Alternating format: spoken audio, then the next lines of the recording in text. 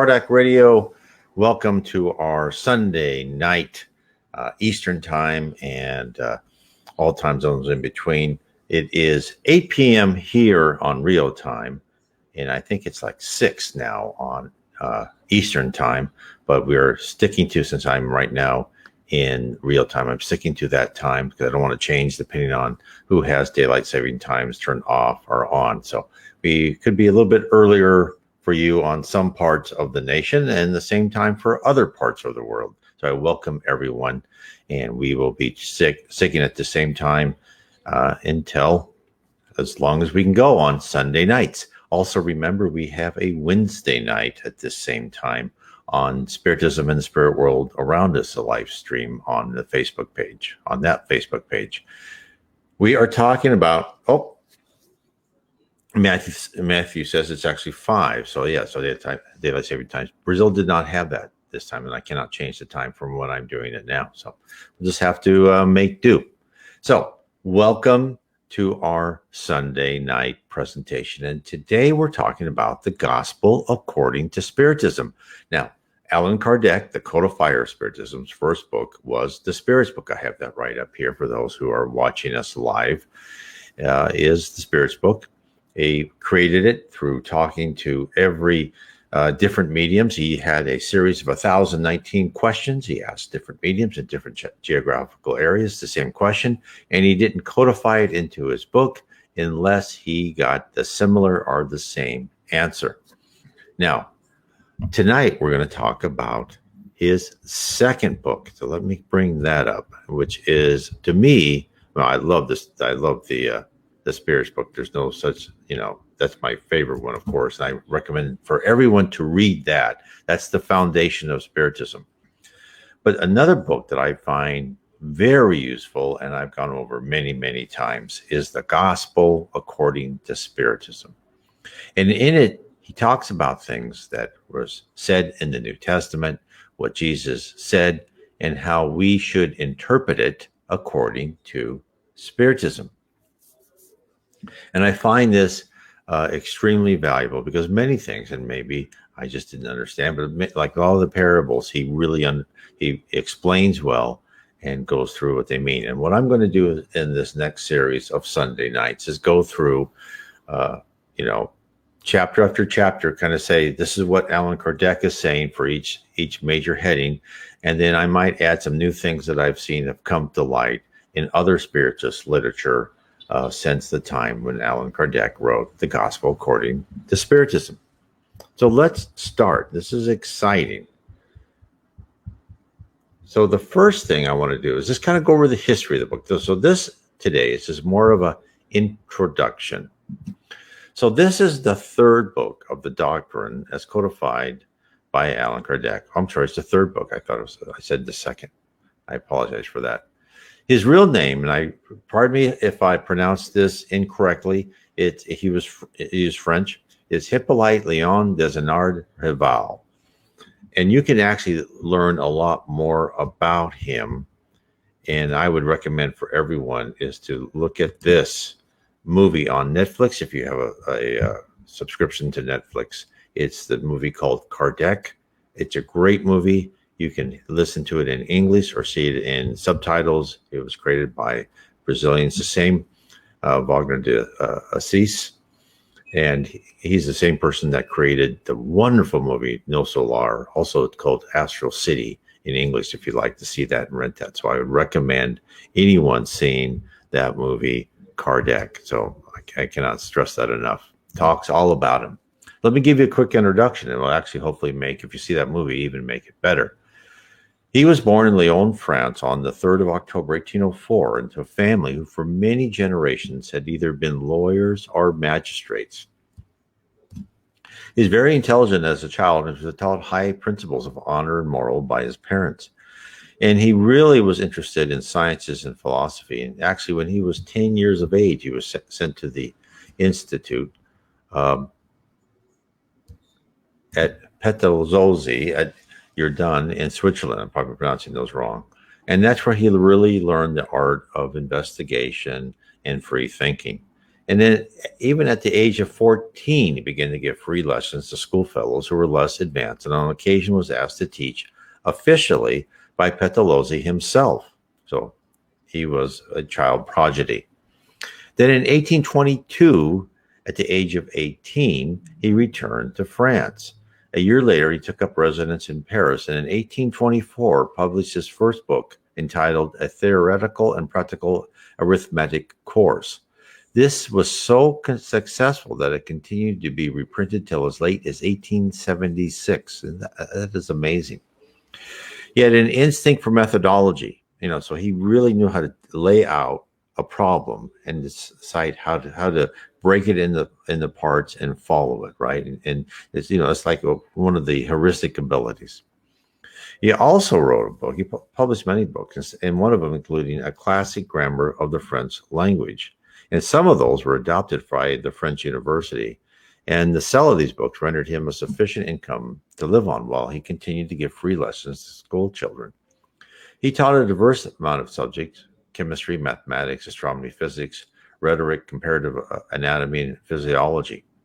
He spoke fluent Italian and Spanish. He had a good knowledge of German, English, and Dutch, and some knowledge of Latin, Greek, and Gaelic even.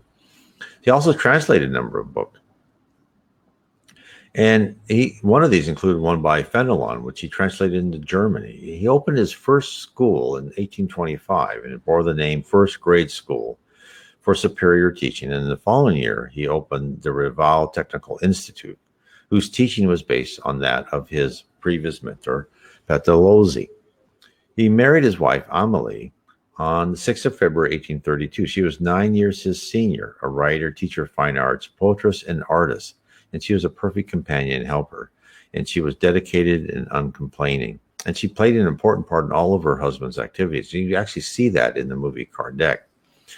And she has sustained him through many financial difficulties he encountered during his life. So this already an extraordinary person had nothing to do with spirits, right?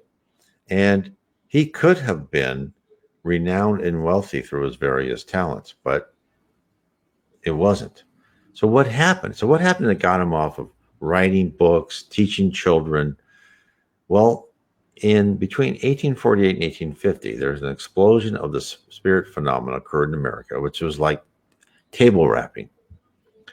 And Kardec wrote, he said, this is what he said: it was in 1854 that I learned about table turning for the first time. And his friend, Mr. Fortier, brought him this initial news. He said, the table's also taught. And Kardec's reply to this was, I'll only believe it when I see it, and when it can be proved to me that a table has a brain which can think, nerves to feel, and can also become alive. Until then, allow me to see nothing more than fantasy in those stories. So he wasn't this mystic person that was ready to believe everything. He was very scientific. This is why his Spiritism has lasted as long as it has, and will continue to last, and will become the foundations of all religions in the future. He really didn't believe in such thing as ghosts, but finally, Mr. Fortier in 1855 persuaded him, attend a seance, see what you think. So he finally did, and he got curious about this because there's something there. He became a frequent visitor at the seance held in his house of a certain Mr. Baudin, and there he began his studies and research. Now, he was never a medium. He was never at the table talking directly to spirits. Now, of course, Allan Kardec says in the medium's book that we are all mediums, inspirational mediums, but he was never a medium that talked directly to spirits or heard or saw visions or saw spirits. And his wife always accompanied to him. So finally, the spirits kind of told him, okay, this is serious. You're going to have to do something about this. And he and his wife talked. And he adopted the nom de plume Allan Kardec.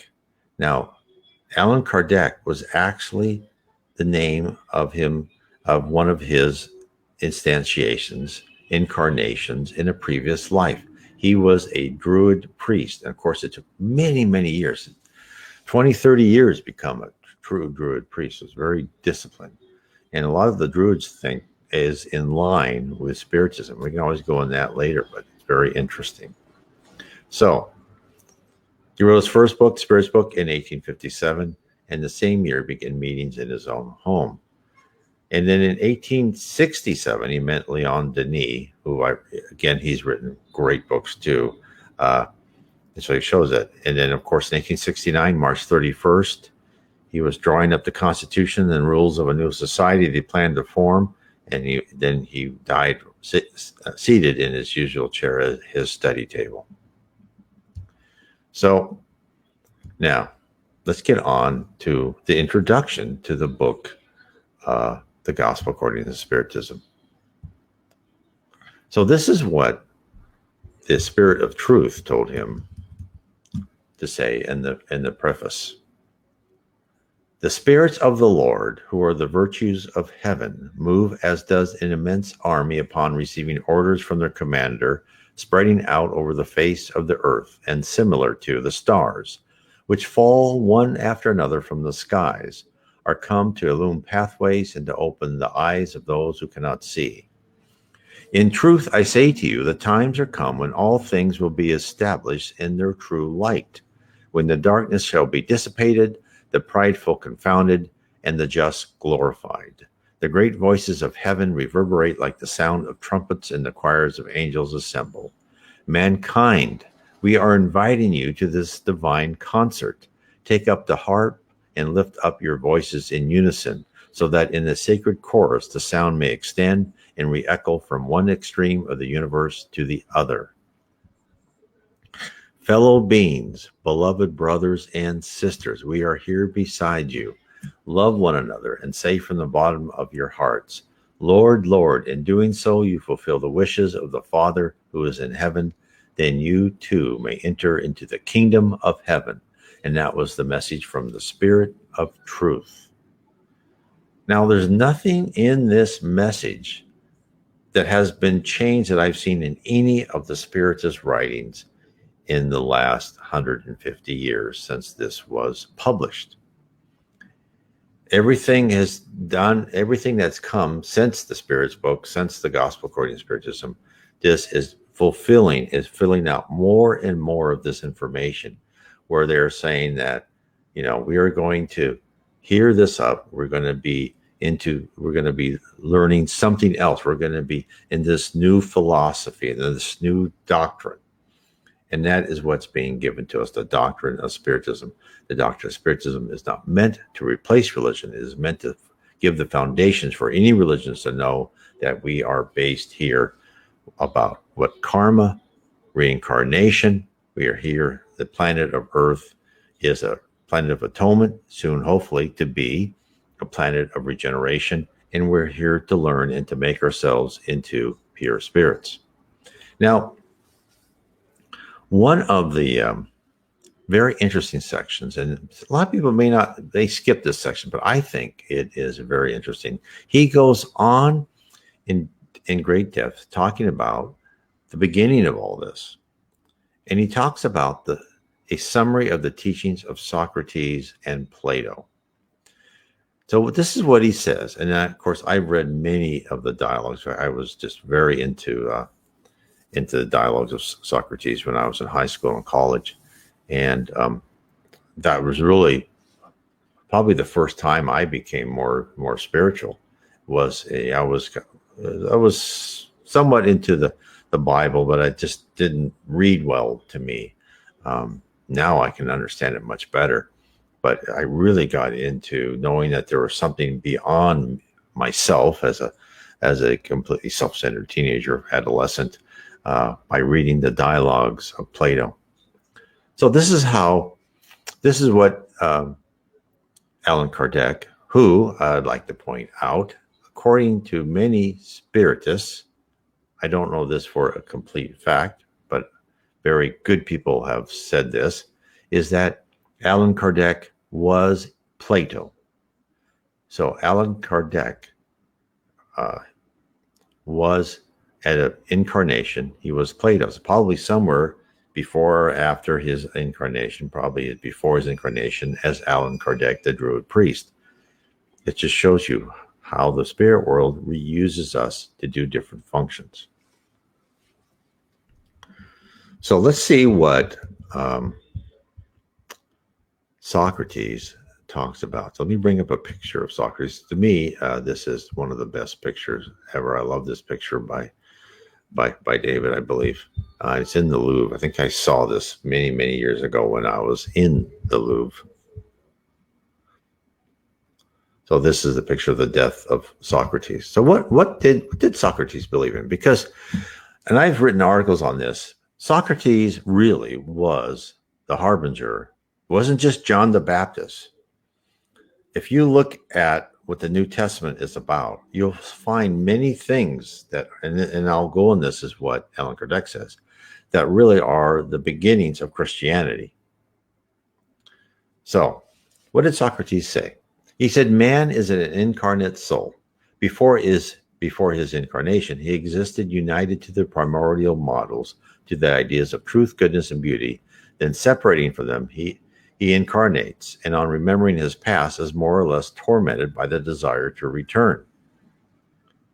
Well, we all know that. In fact, we've seen that in NDEs, right? And so this is really the basic principle of intelligence, and those of matter could not be more clearly expressed, according to Allan Kardec. And it's also, he's saying right there, it's the doctrine of pre-existence, of man's vague intuition of another world. I have news for everyone, is that deep inside of us, there's always that thirst of something beyond us, of spirituality. That's not going away. People can try to ignore it and train it out of us like they've done in communist societies and in China and North Korea right now, but it's always going to come back.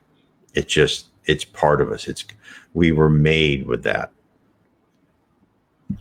And then this is what I think is just, the more I read this, what Socrates said, it's just amazing. So then Socrates says also, the soul becomes perturbed and confused when it uses the body in order to consider any object. It becomes dizzy as if intoxicated because it holds on to things which by their very nature are subject to change. Whereas when man contemplates his very essence, he directs himself to that which is pure, eternal, and immortal. And seeing that his soul is of this nature, he remains joined to this state as long as he can. His perturbations then cease because he is joined to that which is immutable, and that is the state of the soul called wisdom. So, Allan Kardec talked about this. This was what he said. When man considers things in down-to-earth fashion, is only deceiving himself. To see things in a true perspective, he must look upon them from high up. That is to say, from the spiritual point of view. Those who are in possession of true wisdom then must isolate the soul from the body in order to see with the eyes of the spirit. And this is what Spiritism also teaches. And this is what I've also talked about in my book, How to Live Inner Peace Through Spiritism.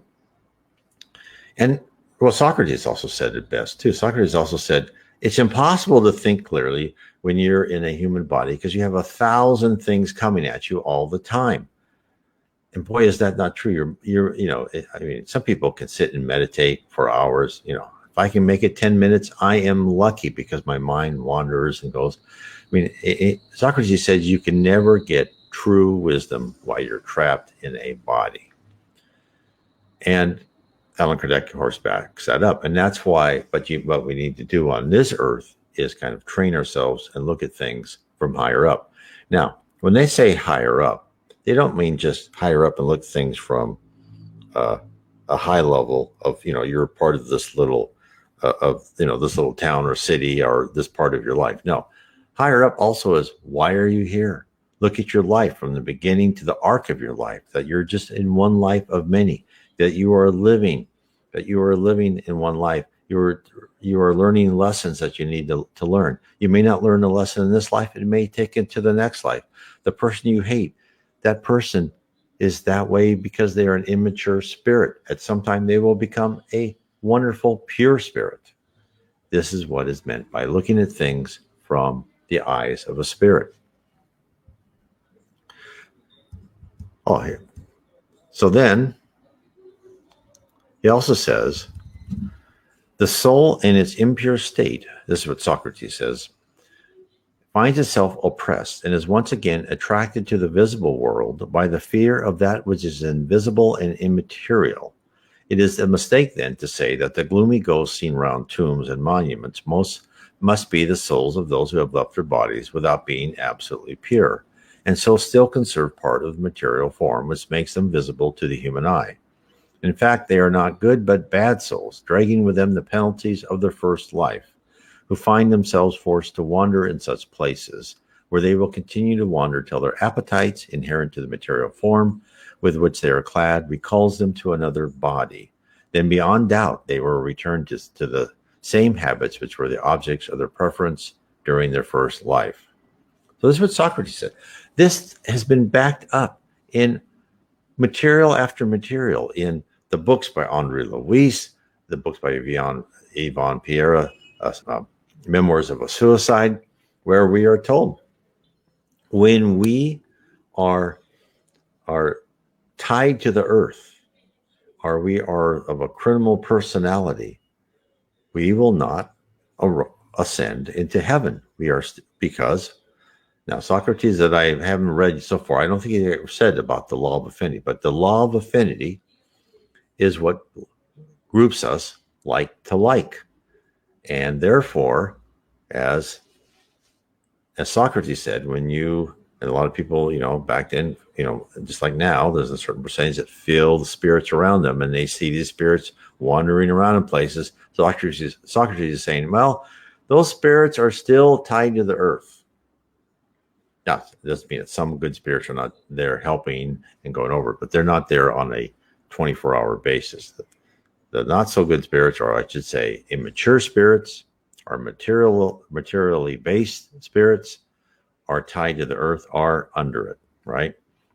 And they can be in different levels. There's many levels of the lower zone of the dark abyss, but somehow they're still around us. So, again, Spiritism tells us the same thing. And now the other one that what he also says is, and this is not what the Catholic Church says.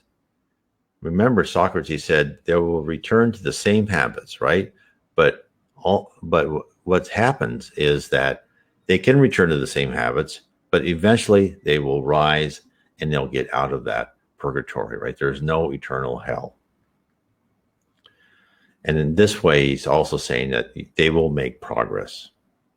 Now, then he says, after our death, the genie, the demon, the devil, whatever they said, who had been assigned to us during our life. Of course, the demon actually meant a spirit, not a demon per se, will take us to a place where all who must go to Hades in order to be judged are gathered.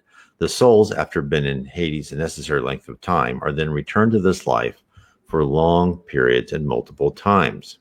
So what is he saying? And this is, of course, translated into English, into French, and then into English. This is saying that there are guardian angels that will take you to where you will be judged as you leave this life. And you will stay, when he says Hades, probably he's meaning the lower zone. And if Chico Xavier said that about 30% of the people will ascend to heaven, and that was in the middle of the 20th century, I have no idea what the percentage was back in around 400 BC. 10%? I would love to know what the number was, because we could plot the interpolation, but probably not very many. So Socrates was probably being pretty broad, saying, well, most people are going to stay around the earth. And then he even clarifies. He says, devils occupy the space which separates heaven from earth. This constitutes the link which unites the universe itself. The divinity never enters into direct contact with man, which is done through the meditation of the devils with whom the gods have dealings and who occupy themselves with him both during waking and sleeping. So, again, when they say devils, it's not, they don't mean as bad as it is today. And it wasn't exclusively for evil beings, but for spirits in general. Only the devil became something hundreds of years after. So she's saying that we communicate, and we should really use the word spirit, right? And then we have, and then And we have that the spirits are leading us, being with us, leading us sometimes for good, leading us sometimes for bad. So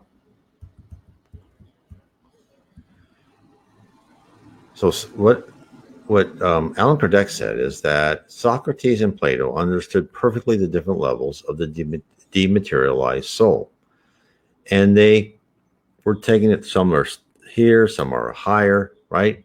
So you can see where Socrates is giving us the basic information. Now,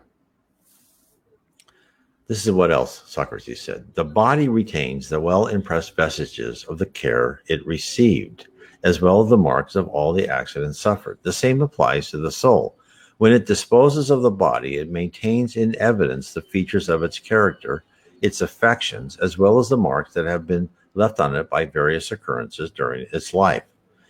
Thus, the worst thing that can happen to a man or woman is to return to the other world with his or her soul laden with crimes. So again, what is Spiritism? What does the New Testament says? Forgive. Don't do crimes, right? And he's telling us don't do bad things. And the worst thing you can do is to not strive to be a better person before you go over to the real world, the spirit realm. Because then, and the Spiritism tells us that when you commit a crime, when you do something bad, the hardest judge that you have is yourself. You are just so terrible at yourself if you are in one levels of heaven. If you're in the lower zone, it may not occur to you right away, but it will. You'll be given chances to think. And then you will say, oh my heavens, I couldn't believe I did that. And then you will beg for forgiveness. And you really are trying to get forgiveness from yourself. And then you'll ask for a new incarnation and ask to be given trials for you to learn from your atonement. So then, now this is what Socrates says about like the golden rule. This, it says, do unto others as you would have others do unto you. But he didn't say, this is what he said. Never return one injustice with another, nor harm anyone, whatever harm they may have caused to others. Few, however, will admit this principle, and those who disagree will beyond a doubt do nothing but despise one another. This is what Socrates said. And of course, that is, and as the spirits have told us, if you want to boil down Spiritism to one thing, it's follow the golden rule. And what's interesting about Socrates is he said, no, don't do this. Don't do bad things to people. Now, one of the things, and if you look at this picture I have up here, the death of Socrates. Why was Socrates killed? Well, because he preached things like this. He said, during the ancient times, and for, it's even some places now, might makes right, right? If you are stronger, you do whatever you want. You're not bound by morals. Socrates was polluting the minds of the young of Athens by saying, no, you shouldn't do this. This is not good. If you're hurting someone, that's, and of course, Athens at that time was an expanding empire doing some, they were, a lot of people read about them very surfacely and say, well, they were against the Spartans, but they also treated their subject cities not very well. They had to do what they were told or Athens would attack them. So the city fathers didn't really appreciate this in Socrates. And that's why you'll see throughout history, when nations attack other nations, it may work in the short run, but in the long run, the spirit world turns this around and they're bringing up great depths to their karma, whole nations, and they'll have to pay for that. It's like, Germany attacking the whole world in World War II and World War I. No, they're finally defeated. Boy, were they the second time. They really had to learn a lesson. This happened to the Roman Empire. expanded immensely, enslaved huge great thousand populations, taxed foreign people to the max, and finally they were saying, no, sorry, that's not going to last anymore. You are going to be wiped out. And then hence the Dark Ages. So he also said, we call he who loves his body more than his soul depraved. Love is everywhere in nature, and it calls us to our intelligence. We even find it in the movements of the planets. It is love which covers nature with its richest carpet. It is the decoration and makes it home where there are flowers and perfumes. It is also love which gives peace to mankind, calms the sea, silences the storms, and gives sleep to sufferers. So, again, everything he is saying is the same as what is called to in in the books. In the Spiritism books, and they more and more, especially in the books by the Reverend G. Bowen, which I talk about in my book Heaven and Below, and the Spirits and the Spirit Universe, and then How Spirits Guide Us. We bring that up. Is the whole environment of heaven is love. Love permeates the air, the beings, and you feel connected, right? I have people say, why I feel lonely, right? And there's a reason that we come to Earth. Because yes, you do feel more lonely. When you are in one of the levels of heaven, according to the law of affinity, you are with like that attracts like, right? You are like people with you. You're with colleagues, friends, family. You feel connected. You are connected. You're connected on a data and emotional level. On Earth, you are more isolated. There is a purpose to this. When you are more isolated, you are more emotionally, you're more emotionally approachable, right? You're vulnerable. And the reason you need to be emotionally vulnerable is because then the trials and tribulations will come and teach you how to modify your personality and your character. That's why we're on Earth. That's why sometimes we feel lonely. Sometimes these bad things happen to us. It's all here to teach us a lesson. And I talk about the whole organization of the spirit world in my series of 3 books, Heaven and Below, Spirits in the Spirits Universe, and how we are guided by spirits. Now, the next thing that the next major revelation, which Allan Kardec talks about, is that from Moses. So let's talk about that. Let me bring that up. And I want to talk about it. What I'm going to say, I'm going to keep that for next week. And I'm going to talk about I have not come to destroy the law, and what that means, and what the gospel, according to Spiritism, is talking about when he says, I have not come to destroy the law. And I think you'll find this very interesting in how the 10 Commandments and the whole large parts of the Old Testament is very directive. And as the New Testament becomes this is step up a bit. We're not telling you exactly what to do and what you must do, otherwise you'll be punished, but we're going to give you guidelines and hope you have some sort of self-discipline. And then, of course, Spiritism came along. It's more consultative, where you said, okay, here's the data. Here's the information about the spirit world. This is where we are now. And this is for you to pick up off the table and read or not read at your leisure. This is very important step, is for you to understand that this will all be done for you. So these will always be part of it. In fact, I have a comment from a person that says that I don't think we as human beings can ever be at peace. We are always full of greed and jealousy. Nations always want to take over other nations due to greed. Unless Jesus comes down to earth a second time, there will never be peace on earth. So that is certainly a very valid statement. And one can see why, given our present culture, why that would be true. But I think that if you step back and you look at the progress of mankind, uh, that nations have become more fair. Not all, right? There are still very aggressive nations that want to take over, right? What Iraq did to Kuwait during that war, and China's doing their, Uyghurs, North Korea doing its people. But you don't see the massive wars of aggression. Of course, that's a lot of is because of probably the presence of nuclear weapons, and countries such as the United States that act as the policemen. But in ancient times, when people had no scruples, if they had nuclear weapons, they would have used them right away. The United States never did. Plus, there has been studies by archaeologists, very interesting, looking at graves back in tribal times and medieval times, and they could count a percentage of people in the graves that were killed by weapons, right? That did not die naturally.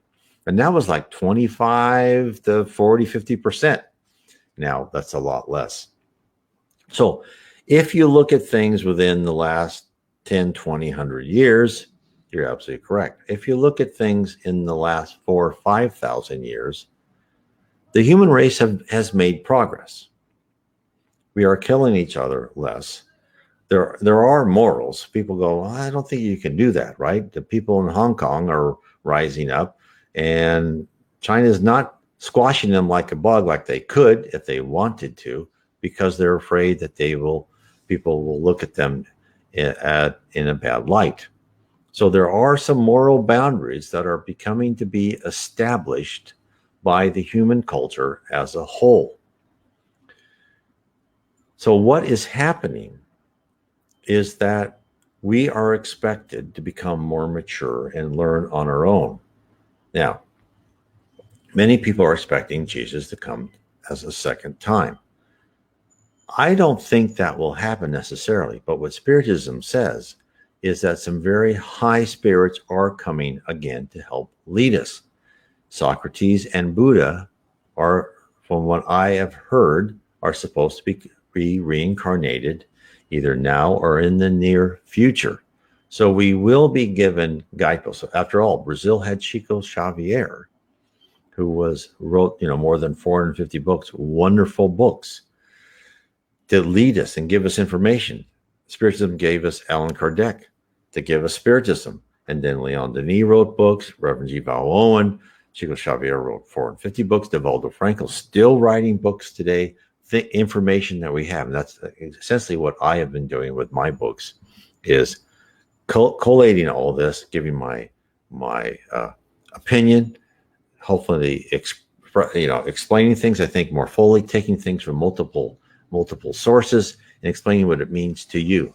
Because I believe if I can explain to you what the spirit world is, what the organization is about us, above us, all around us, then you can make your own decision how you want to live your life. The world is not going to be transformed by some big bang theory, because let's say that Jesus came to earth and proved himself to be, I'm Jesus, and I can, make, 1,000 loaves of bread from a loaf of bread. Well, what would happen? People would believe for a while, and then the TV shows would come on a year afterwards, maybe 6 months, and say, well, I think that was mass hysteria. I don't believe it. It wouldn't change our internal character.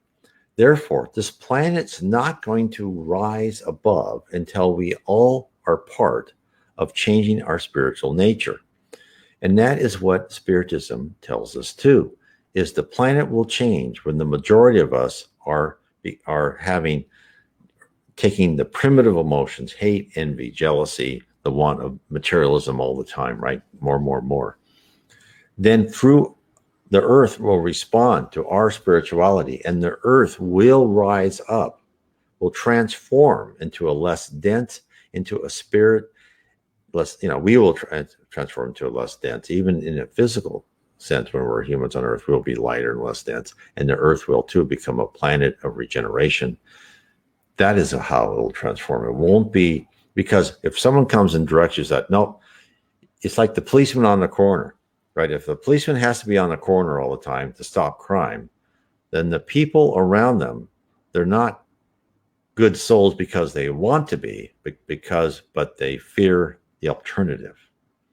We have to be at the point where we want to be a good, mature spirit, not because we fear punishment.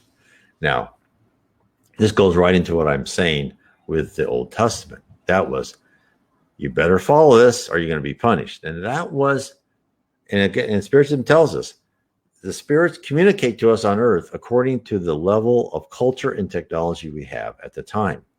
And that's what you had to tell that tribe of Jews wandering the desert, that okay, follow these orders, guys, and if you don't, we're gonna whack you on the head. Was and you read the Old Testament, it's like, it's pretty cruel at times, but that was the level of culture. Now,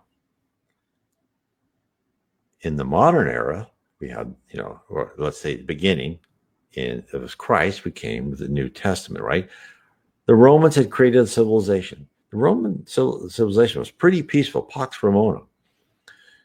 Now, they degraded in their quest for power and greed. And of course, there's other parts of the world that were still just doing fine. The Chinese Empire, so on and so forth, were very advanced. But then in the modern era, we're most of us, and it's just, of course, the Buddhists have been around there, the Hindus for thousands and thousands of years, the Zoroastrians believe, and it's a common thread of religion, is the golden rules in any of the religions, right? Don't do terrible things to people. Do how you want to be dealt with. So now you have to remember that the earth is full of people that don't just wake up one day and start afresh and say, oh, no, I need to become civilized. We all have been incarnated many, many times before. And hopefully, I know that I have, by being told to me what I've done in my past lives. I was not a very good person at all, corrupt and mean, that we have each become better. So if you look at the evolution of the world through replacing populations, one generation after another, with a little bit more advanced spirits, then a little bit more advanced spirits, and a little bit more, of course, this takes tens of thousands of years, then you will see the progress of the earth. So this is why it's important to not lose hope. Each really small grain of sand is one more, so every time that one person becomes spiritual and says, oh, I need to become a better person, and that person dies, when they come back, they won't lose that predilection in their character and their personality. They don't start saying, well, I'm going to be raised and I'm going to be a crass materialist and I'm going to cheat everybody I can to make money. No, their predilection will then be in that next life to become a better, more honest person. That is the miracle of reincarnation. And that is how the spirit world subtly guides. Like they take a chess piece off, they put another chess piece on somewhere else in another culture. You'll see these guys and women in pivotal places, and you think, they could have been sent, like Chico Xavier in Brazil, kind of reignited Spiritism in Brazil. Chico Xavier, from what I've heard, is supposed to be incarnated again 100 years from now in Jerusalem. Something big 100 years from now is going to happen in Jerusalem. I can guarantee it. Otherwise, why would the spirit world put Chico there? Because he was such a powerful medium. Emmanuel, Chico's spirit mentor, is now incarnated. He's probably in the 1920, 18, somewhere around that, depending on his birthday, is in Brazil incarnated right now. So these people are being sent to Earth in important places. Now, they may not seem to us at first. It may take decades or 100 years to understand the effect, but they will be there. Now, the second thing to remember is, so you don't lose hope, is for those group of spirits who say, I'm not going to learn. I'm not going to improve. I still want money and power. I can understand that. Well, there's going to come a time And and I've talked about this other things of the apocalypse, which is the apocalypse according to Spiritism, where little by little, and it's happening now according to the Spiritism, that more and more better spirits are being incarnated on Earth, and those spirits who refuse to improve will not be incarnated again on Earth. Maybe someone will give them another second or third chance, but they will be sent to other planets in a lower level of a planet of atonement, or maybe even a higher level of a primitive planet. So this is why I believe, and I know it's a long-winded, talk, but I thought your point was really great that someone commented that, we're not going to improve. Well, I think we are improving. And you just have to look at the subtlety and the great length of time of how this process works. This process, I guarantee it will happen. In fact, that's what I think, and I remember what Kardec said in the last question. It says, if God wills it, it will happen. And Jesus and God wills that Earth will rise to a planet of regeneration. It will happen. Now, the timing could be quicker or slower. The timing is somewhat up to us, each individual, in helping ourselves and others around us attain a higher spiritual level. So I hope you found this interesting, and I just would like to, again, tell everyone to please read the Gospel According to Spiritism. Let me bring that up one more time. It's a great book. I think you will find it very useful. Tell your friends about it. And you can get it, of course, you can get it on Amazon. But I first read the Gospel According to Spiritism on PDF. So you can find all of his books on PDF. It doesn't cost you anything. So I enjoyed that immensely. And then if you'd like to learn what I was talking about to improve yourself spiritually, is I took, put the wrong thing down. Sorry about that. I took what was in a poem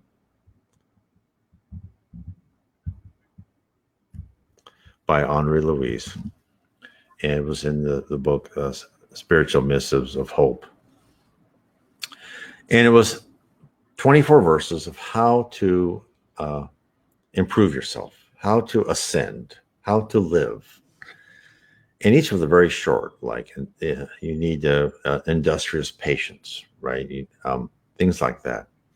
And I write what each one of those means, according to what I believe they mean, according to the spirit world, and how to attain that. And I use a lot of information from other spiritist books on what they mean by what Henri Louis wrote in that poem. And I believe it gives you a step, and each step builds upon the next step, and it will lead you through. And I have this on Kindle, audio, and paperback.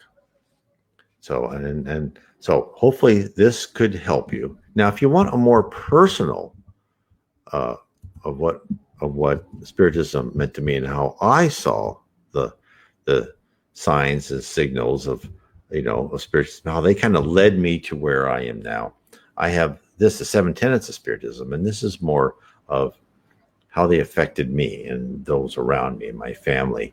And I have, of course, this is also on Kindle paperback, and I have that on audiobook too. So there's a lot of resources out there, and I want to go through one last resource for those who are interested, and that is, there is a wonderful website, spiritismstudy.org. You can go there and you can scroll down a little bit, and you can set up an appointment with myself or other people, and you can ask questions. You can talk about Spiritism, and just learn as you want, learn at your own pace. We're not going to make you do anything. We're not going to test you, not going to cost you anything. It's just talking. We are here to try and give to you that information that you can pick up.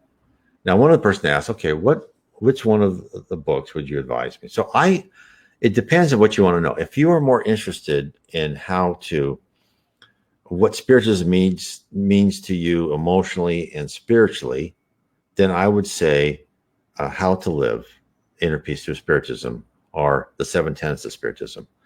If you are interested in really, understanding the whole process, to me is, before I could really believe, I had to understand the whole process, understand what heaven is, what the areas around heaven, what does it mean? What do we learn? I mean, all these things. What are spirits? What are the capabilities of spirits? How are we guided, right? I would really read my first book, Heaven and Below, and read that series of books, because it goes through and there's so much information that I believe is actually about the higher levels and the more complex organization and processes of heaven that you do not yet see in the books in Portuguese that have been given to mediums in Brazil. I have not seen that information. This is information that is not really available to them. It was given to England in the beginning of the 20th century, and I brought that up and brought information from other books by the Portuguese mediums, Francisco Franco, Yvonne Piera, and Divaldo Franco, for instance. So I think that would be, it depends on what motivates you the most. And that's why I have this selection. So that is my opinion. You can look through, you can find my books. Go to my website, nwspiritism.com. I have a group of my 14 books on the right-hand navigation. You can look up the descriptions of each and decide what you'd like to do. Okay. So I just want to thank everyone for being with me tonight, and I'll be here at the same time next Sunday, and we'll continue talking about the Gospel According to Spiritism. And I recommend everyone to read that book. God bless, and good night for everyone.